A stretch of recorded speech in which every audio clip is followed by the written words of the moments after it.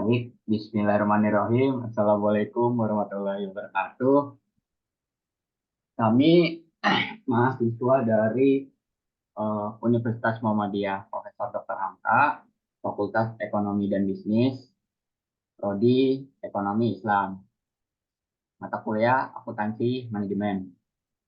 Di sini kami dari eh, kelompok 5 yang beranggotakan dari saya Ahmad Primadanu.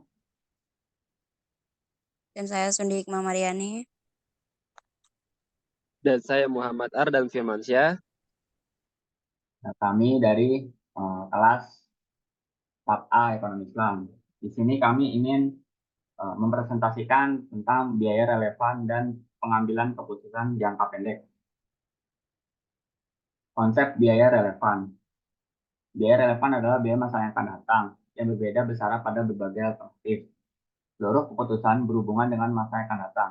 Oleh karena itu, hanya biaya masa mendatang saja yang relevan bagi sebuah keputusan.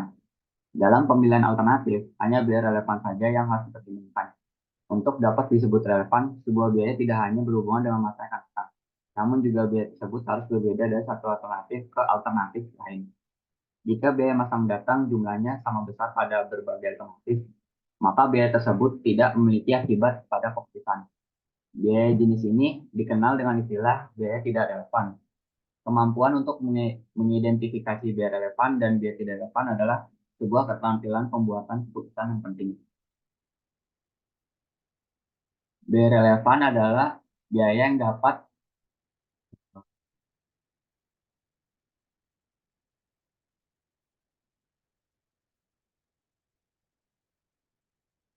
diambil oleh suatu perusahaan. Biaya yang relevan adalah diubah oleh keputusan yang diambil, baik dalam jangka pendek maupun jangka panjang. Dalam pengambilan keputusan bisnis, penting untuk mempertimbangkan biaya relevan agar keputusan yang diambil dapat menghasilkan keuntungan yang optimal. Berikut ini adalah jenis-jenis biaya relevan. Pertama, biaya tetap. Biaya tetap adalah biaya yang tidak berubah meskipun volume produksi atau penjualan berubah. Biaya tetap tidak termasuk dalam biaya relevan karena biaya ini tidak dipengaruhi oleh keputusan yang diambil. Kedua, biaya variabel. Biaya variabel adalah biaya yang berubah seiring dengan perubahan volume produksi atau penjualan. Biaya variabel termasuk dalam biaya relevan karena biaya ini dapat dipengaruhi oleh keputusan yang diambil. Ketiga, biaya margin kontribusi. Biaya margin kontribusi adalah selisih antara harga jual dan biaya variabel. Biaya margin kontribusi sangat penting dalam pengambilan keputusan bisnis karena dapat digunakan untuk menghitung laba kotor dan menentukan harga jual optimal. Keempat, biaya peluang. Biaya peluang adalah biaya yang timbul karena memilih satu pilihan dan mengorbankan pilihan yang lain. Biaya peluang sangat relevan dalam pengambilan keputusan bisnis karena dapat membantu mengukur kerugian yang mungkin terjadi jika memilih satu pilihan daripada yang lain.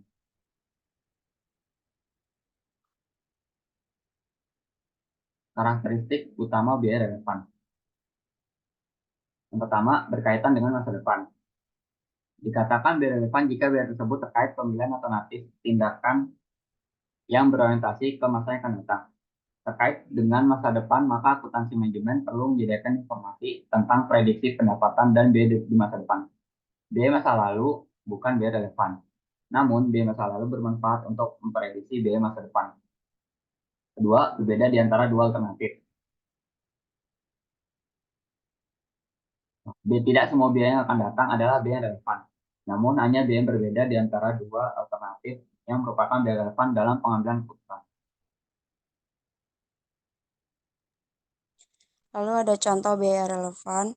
Misal diasumsikan bahwa dalam sebuah kasus membuat atau memberi komponen yang dibutuhkan, biaya tenaga kerja yang dibutuhkan untuk membuat komponen berjumlah 150 juta rupiah per tahun. Apakah data ini akan dimasukkan dalam analisis sebagai biaya relevan? Apakah biaya tenaga kerja merupakan biaya masa yang akan datang yang berbeda pada berbagai alternatif? Biaya tenaga kerja jelas merupakan biaya masa yang akan datang. Untuk membuat komponen di masa yang akan datang dibutuhkan jasa tenaga kerja yang harus dibayar. Namun apakah biaya ini berbeda pada berbagai alternatif?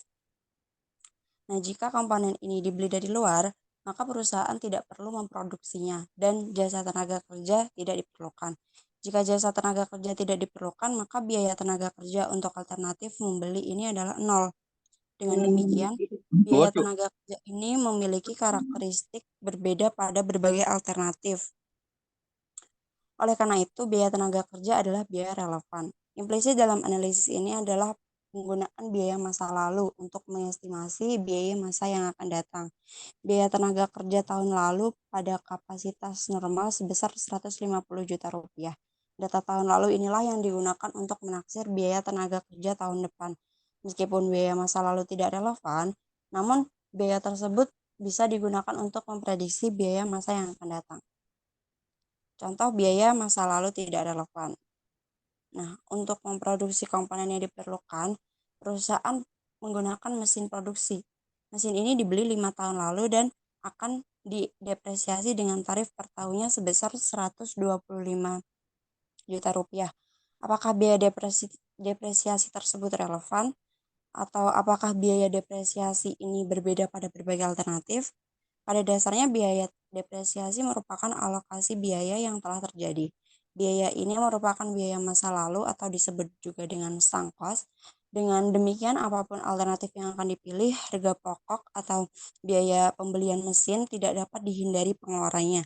Dengan demikian, biaya ini akan sama besarnya pada berbagai alternatif. Meskipun kita mengalokasikan biaya masa lalu ini ke periode mendatang dan menyebutnya sebagai alokasi depresiasi, tidak satupun biaya asli yang terhindarkan. Sunk cost atau biaya masa lalu adalah selalu sama besarnya pada berbagai alternatif dan karena itu tidak relevan. Dalam pemilihan antara dua alternatif, harga pokok pembelian mesin yang digunakan untuk menghasilkan atau membuat komponen dan biaya depresiasi mesin bukan merupakan sebuah faktor yang perlu diperhitungkan. Selanjutnya yaitu ada contoh biaya masa yang akan datang tidak relevan. Misal jika dianggap bahwa biaya untuk menyewa fasilitas pabrik sebesar 125 juta rupiah, lalu dialokasikan ke departemen produksi yang berbeda termasuk departemen komponen yang menerima alokasi sebesar 12 juta rupiah, apakah biaya sebesar 12 juta ini tadi merupakan biaya relevan bagi keputusan membeli atau membuat sendiri komponen tersebut? Jadi biaya sewa adalah biaya yang masa yang akan datang, karena biaya ini harus dikeluarkan untuk jangka waktu 5 tahun ke depan. Karena perusahaan sudah terlanjur membayar biaya sewa untuk 5 tahun mendatang, maka tentunya tidak dapat diubah. Dengan demikian, apakah perusahaan akan membeli komponen dari luar atau membuat sendiri komponen tersebut, tetap saja biaya sewa ini akan terjadi dalam besaran angka yang sama. Oleh karena itu, biaya sewa ini bukan biaya yang relevan.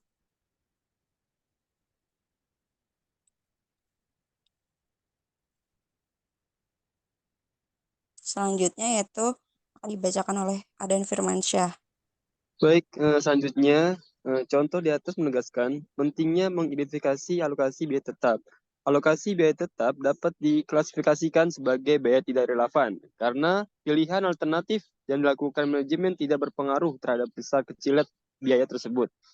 Satu-satunya pengaruh yang timbul barangkali adalah realokasi biaya tetap ini kepada objek, biaya, atau segmen. Dari ketiga contoh biaya untuk menghasilkan komponen, hanya biaya tenaga kerja yang merupakan biaya relevan karena biaya ini hanya terjadi jika perusahaan membuat komponen dan biaya ini tidak akan terjadi jika perusahaan membeli komponen dari luar. Ringkasan untuk ketiga contoh biaya adalah sebagai berikut. Jadi di sini ada jenis biaya, biaya membuat, biaya tidak memuat. Nah, untuk tenaga kerja sendiri itu 150 juta, depresiasinya 125 juta, alokasi sewa 12 juta, jadi totalnya 287 juta rupiah. Nah, biaya tidak memuat itu sama dengan biaya diferensial per 150 juta rupiah. Jadi 125 juta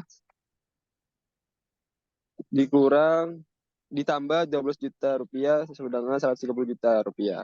Hasilnya 150 juta rupiah. Baik, selanjutnya aplikasi analisis biaya relevan. Analisis biaya relevan dapat memberikan manfaat dalam penyelesaian berbagai macam persoalan manajerial. Jenis persoalan atau keputusan yang biasanya memperoleh dukungan dari informasi biaya relevan antara lain keputusan untuk membuat sendiri atau membeli sebuah komponen. tetap membuat atau menghentikan sebuah lini produk, menerima atau menolak pesanan khusus dengan harga lebih rendah dari harga reguler, mengolah lebih lanjut produk bersama atau menjualnya pada titik pemisahan produk. Next. Selanjutnya, pengambilan keputusan jangka pendek. Dalam pengambilan keputusan sendiri, itu adalah yaitu memilih salah satu di antara berbagai alternatif tindakan yang ada. Pemilihan keputusan ini biasanya menggunakan dasar ukuran tertentu, profitabilitas atau penghematan biaya. Pengambilan keputusan memerlukan informasi akuntansi, manajemen menyediakan informasi kuantitatif, meskipun informasi yang dibutuhkan oleh manajemen meliputi juga informasi kualitatif seperti kesan masyarakat, institusi manajemen, tanggung jawab sosial, reaksi pelanggan, sikap karyawan, dan sebagainya. Proses pengambilan keputusan meliputi 4 tahap berikut. Yang pertama, menentukan masalah dengan penekanan pada tujuan yang hendak dicapai. Yang kedua, mengidentifikasi berbagai alternatif tindakan. Ketiga, mendapatkan informasi relevan dan menyingkirkan informasi yang tak relevan. Dan yang keempat, membuat keputusan. Lalu keputusan untuk membeli atau membuat sendiri sebuah komponen. Karena sekarang perusahaan dalam kondisi membuat dan mempertimbangkan untuk membeli komponen tersebut dari luar. Maka faktor yang dipertimbangkan adalah membandingkan antara biaya tindakan dan harga beli komponen. Kedua, sekarang perusahaan membeli dan mempertimbangkan untuk membuat sendiri. Maka memerlukan fasilitas produksi baru atau tidak memerlukan. Menghentikan atau melanjutkan produksi tertentu. Produk ini. Untuk membantu manajemen membuat keputusan untuk menghentikan atau melanjutkan produksi produk tertentu, dibutuhkan laporan laba rugi yang disajikan dalam format harga pokok variabel. Keputusan menerima atau menolak pesanan khusus. Pesanan khusus biasanya diterima untuk memanfaatkan fasilitas yang masih menganggur. Selain itu juga biasanya untuk para pelanggan tertentu saja karena harga yang ditetapkan untuk pesanan ini biasanya di bawah harga pasar. Dalam hal ini, biaya yang diperhitungkan hanya biaya produksi variabel saja. Dalam keputusan harga jualan, dalam jangka panjang harus berdasarkan pada pertimbangan sulfat. Sedangkan dalam jangka pendek dapat dilakukan hanya dengan mempertimbangkan differential cost. Lalu keputusan untuk menjual atau memproses lebih lanjut suatu produk. Perusahaan dapat menghadapi dua kondisi untuk mengolah lebih lanjut. Sama bahwa untuk mengolah lebih lanjut sebuah produk tidak diperlukan fasilitas produksi baru, maka harus dilakukan dengan membandingkan antara tambahan pendapatan dan tambahan biaya untuk mengolah lebih lanjut. Kedua, untuk mengolah lebih lanjut sebuah produk diperlukan fasilitas produksi baru, maka harus dilakukan dengan membandingkan antara nilai tambahan laba selama masa pemakaian peralatan dan investasi peralatan tersebut. Menambah atau memberhentikan produk. Jika ada produk baru, dapat saja terjadi bahwa produk lama mulai pudar ketenarannya karena ada perubahan preferensi konsumen dan menjadi tidak menguntungkan lagi. Jika tidak menguntungkan lagi, sebaiknya produk tersebut diberhentikan. Pertimbangan dalam keputusan menambah atau memberhentikan produk adalah apakah produk di masa yang akan datang akan memberi peningkatan laba bersih perusahaan. Analisis diferensial dapat digunakan untuk mengevaluasi pengaruh penambahan atau pemberhentian ini pada laba di masa-masa yang akan datang.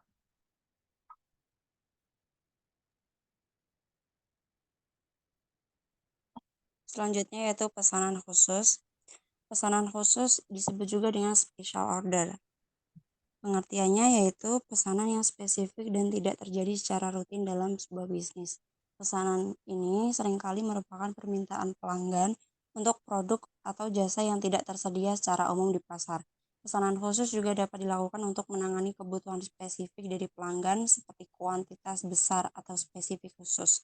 Dalam bisnis, pesanan khusus dianggap sebagai salah satu cara untuk meningkatkan laba dan keuntungan perusahaan. Dalam kondisi persaingan yang ketat, pesanan khusus dapat membantu perusahaan untuk meningkatkan penjualan dan mengoptimalkan produksi. Namun keputusan untuk menerima pesanan khusus harus didasarkan pada analisis biaya dan manfaat yang cermat karena pesanan khusus dapat mempengaruhi profitabilitas dan efisiensi operasional perusahaan. Dalam peran biaya relevan terhadap pengambilan keputusan pesanan khusus ini,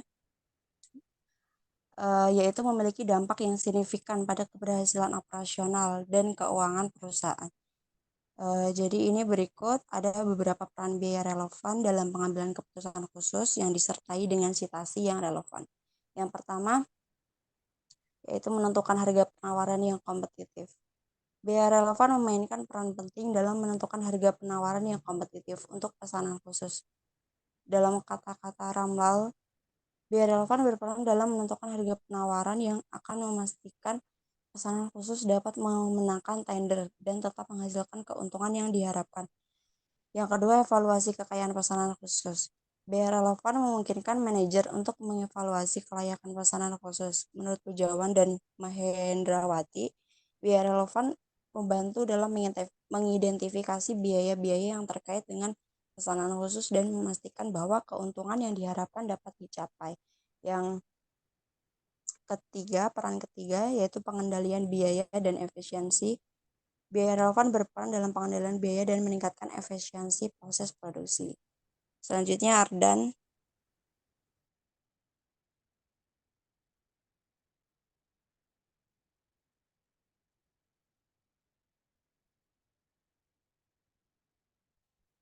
Dan selanjutnya Dan. Baik, selanjutnya fungsi biaya relevan dalam pengambilan keputusan pesanan khusus. Fungsi biaya relevan dalam pengambilan keputusan pesanan khusus memiliki peran yang penting dalam memastikan efisiensi, profitabilitas, dan keberlanjutan bisnis. Berikut adalah beberapa fungsi biaya relevan dalam pengambilan keputusan pesanan khusus beserta citasi yang relevan. Yang pertama itu evaluasi profitabilitas pesanan khusus. Biaya relevan digunakan untuk mengevaluasi profitabilitas pesanan khusus.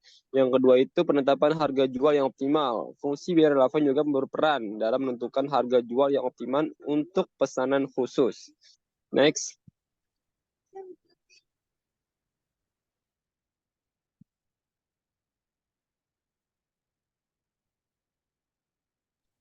Next slide.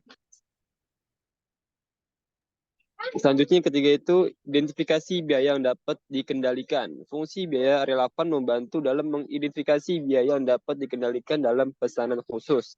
Yang keempat itu perencanaan dan pengendalian produksi. Fungsi biaya relevan digunakan dalam perencanaan dan pengendalian produksi yang efektif. Biaya relevan membantu dalam menentukan volume produksi yang optimal, alokasi sumber daya yang efisien, dan pemantauan biaya produksi dalam pesanan khusus. Sudah.